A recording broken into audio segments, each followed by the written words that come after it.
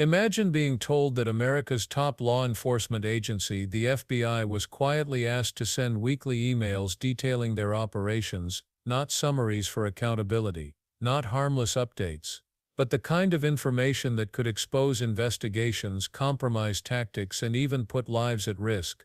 Now imagine hearing the FBI director himself admit that this directive came from the Department of Justice. Suddenly what looked like routine oversight turned into a chilling glimpse of miscommunication, or something far worse, between two of the most powerful institutions in the country. Who sent NCMEC, and we've committed to allowing our FBI employees to remain there no matter what. We will find a way to fill that mission set, even if, even under the most austere of budget cuts, because what they do is exceptional. If people don't know, they need to go there and see it. It's right in Arlington, Virginia. They find missing children from 5, 10, 15, 20, 30 years ago, and they provide treatment to those that have been abused. Okay. And so you have my commitment, sir, that we'll do it. I appreciate that. And according to the domestic terrorism operations sections, the internal tagging system used to track domestic terrorism investigations was eliminated, and the staff of 16 was reduced. Can you tell me that future and where you hold that program? Sir, if I may, can I get back to you on that in writing, because I'm not familiar with that off my Okay. head. Then in your written testimony, you had talked about cybersecurity. I'm going to tie two things together. The FBI agents, are they still currently at the end of every week emailing the 5 things that they've accomplished? I'm glad you raised that point, sir. We never did that. Okay. I stopped The that. FBI agents were never asked to put in their goals in which they accomplished? The, The reason why I say that is because I had a specific conversation at a retirement party of a chief from an agent who expressed to me that after he had chased a car down 8094 who had stabbed a family member, and he left his home and was able to prevent that individual from killing someone else because it was cross state lines, that he had to go back, and then that next day was told he had to fill out his emails of what he accomplished. that email was sent across government agencies. So it was sent to the FBI. It was sent to. So you just said it was never sent to the FBI. So was it or was it not? It was sent to the FBI. I, as the director of the FBI, said we are not. Who sent it? We are not responding to it. It came from a general account at the department. Okay, so then my next question is, that information that my FBI agent in my district sent to that agency, how is that information protected? I'm sorry, are you saying the agent responded to that email? Are you saying they did not? I told the workforce not to. But you just told me that they received the email. We did. So without this, let's just assume that they did. Where did that information go and how is it protected? That information would have only been sent to their immediate supervisor, and every supervisor in the Bureau was told if they received any such information, it is not to be actioned in any way. So what happened with that information with the supervisors? I don't know. Well, I'll have to get back to you on that, if any was collected, but if it was, So you said that the FBI, that a different agency sent that email. What was that agency? it came from the Department of Justice. Okay. And those emails never went back to the Department of Justice who requested it? No, sir. Okay. And you're 100% confident of that? Yes, sir. Okay. The information that the supervisors had from those agents, where did that go? That should not have been transmitted anywhere. We got on top of it fast enough where I believe, and Because you thought it was wrong? I thought the. Why did you prevent it? Because the operational mandate that we have at the Bureau, in my opinion, prohibited the public disclosure of that information across our media. So to be perfectly clear, the Department of Justice got it wrong. I'm not speaking for the Department of Justice. As But I you said. are saying that that directive was in complete conflict of what your procedures and processes are. My procedures and processes are under the Department of Justice. I'm saying as a subordinate of the Department of Justice, that's where the email came from. I don't know where it came from on top of them. But your directive was to make sure that the Department of Justice did not get the FBI information, That no one got it. except the supervisors. Why would they If- request it if they would never get it?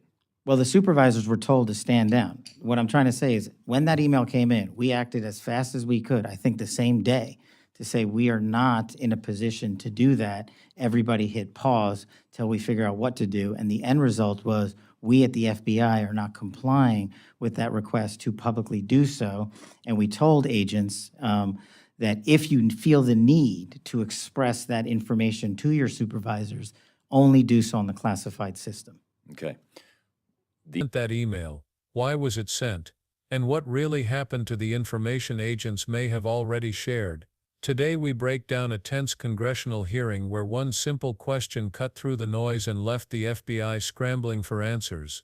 At first, the hearing felt routine. Congressman Frank Mr. Van was ticking through a list of issues that sounded familiar: funding for local drug task forces, support for missing children's programs, cybersecurity concerns, and resources to track domestic terrorism.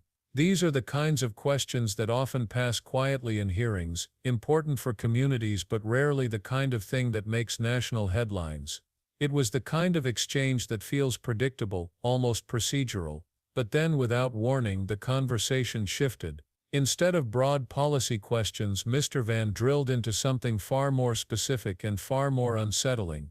He brought up reports that FBI agents had been told to send weekly emails outlining what they had accomplished. On the surface, it might sound like routine paperwork, the kind of thing any boss might ask for. But in a place like the FBI, where agents handle classified information every single day, that request set off alarm bells. It wasn't just about agents listing their achievements, it was about what those achievements might reveal: sensitive tactics, ongoing investigations, and intelligence that, if mishandled, could put lives at risk. Suddenly, the hearing wasn't just about budgets or programs anymore. It was about something much bigger. Because as Mr. Van pressed Patel for answers, one truth became clear: this wasn't routine oversight at all. When Congressman Mr. Van raised the issue of those weekly emails, the room seemed to shift. What had sounded like routine oversight suddenly turned into something much more alarming. Patel, the FBI director, quickly jumped in to deny that agents were ever required in such reports. "We never did that," he insisted. But the congressman didn't let go. He had spoken directly with an FBI agent who swore he had been told to fill out those emails, even after running down suspects and working dangerous cases. Think about that for a moment. A frontline agent risking his life to stop violent criminals, then being told the next day to write a weekly performance email. To most of us, it sounds like pointless bureaucracy, but to those who understand how the FBI operates, it raised an even scarier possibility. Those reports weren't just accomplishments. They could have included classified operations, sensitive intelligence, or details of cases still in motion. If even one of those emails slipped into the wrong hands, investigations could be compromised. Criminals could get tipped off. Lives could be endangered. And yet Patel insisted he had stopped the practice immediately. But then came the question that changed everything: if the FBI didn't initiate it, who did? The congressman didn't waste any time. He pressed Patel with a line of questioning that grew sharper by the second. Was the email ever sent to the FBI? Patel hesitated. First he claimed it wasn't. Then under pressure he admitted yes it was. The revelation stunned the room. If it wasn't generated inside the bureau, then where did it come from? Patel's answer landed like a bomb: the Department of Justice. That single admission changed the entire tone of the hearing. Because if the DOJ, the FBI's parent agency, was behind this directive, the implications were massive. Was it a simple mistake, a case of poor communication between agencies? Or was it something more deliberate, an attempt to funnel sensitive FBI operations into channels they were never meant to go? And here's the chilling part. Inside organizations as powerful as the FBI, when an email directive arrives with the DOJ's authority stamped on it, agents don't stop to question its legitimacy. They follow orders. Some may have already complied before Patel's stand-down directive ever reached them. So now the questions multiply. What information was shared? Where did it go? Who had access to it? And most importantly, why would the DOJ ask for it in the first place? This is where the hearing turned from unsettling to downright disturbing. Because inside massive institutions like the FBI, the lines of authority are crystal clear, at least they're supposed to be. If an email looks official, agents don't pause to play detective. They follow the chain of command. That's what makes this situation so dangerous. Even if Patel ordered his workforce to stand down, what about the agents who had already hit send? Once sensitive details leave an inbox, there's no pulling them back. Were tactical operations revealed? Were classified investigations exposed? Nobody in that room could answer with certainty. And that's the real problem: uncertainty. Think about it. These are men and women trained to stop terrorists, intercept drug cartels, and track cyber criminals. If even a fraction of their reports leaked outside the Bureau, it could jeopardize national security. And yet Patel admitted he couldn't say for sure where the data went or if it was ever collected. That gray zone between "we stopped it in time" and "maybe it already slipped through" is exactly what erodes trust. For agents in the field, it means confusion. For Congress, it means unanswered questions. And for the American people, it means doubt.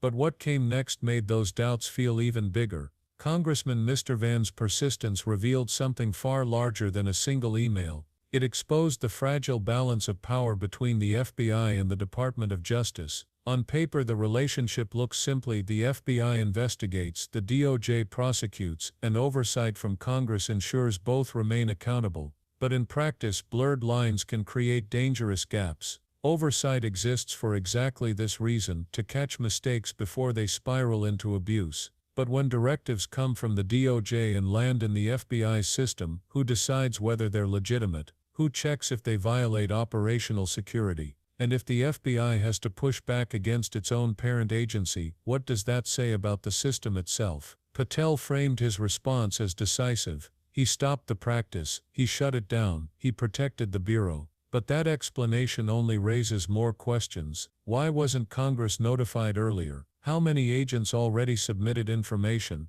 And why did it take a tense public exchange to bring the truth to light? The public is told that these institutions are built on checks and balances, yet this moment revealed just how fragile those checks can be when communication breaks down. And that fragility leads us to the heart of the issue: why one email matters more than anyone wants to admit. This wasn't just about one email. It was about the credibility of America's most powerful law enforcement institutions. If directives from the DOJ can collide with FBI procedures, and no one can say for sure where sensitive information went, then the system is far weaker than we're told. Agents in the field lose clarity, supervisors lose confidence, and the public loses trust. Because here's the truth: when communication breaks down at this level, the ripple effects reach every corner of the country. From drug task forces in Indiana to counter-terror operations overseas, uncertainty spreads. And if Americans believe the FBI and DOJ can't even safeguard their own processes, why would they trust them to safeguard the nation? That's why the haunting question still lingers: who sent it and why?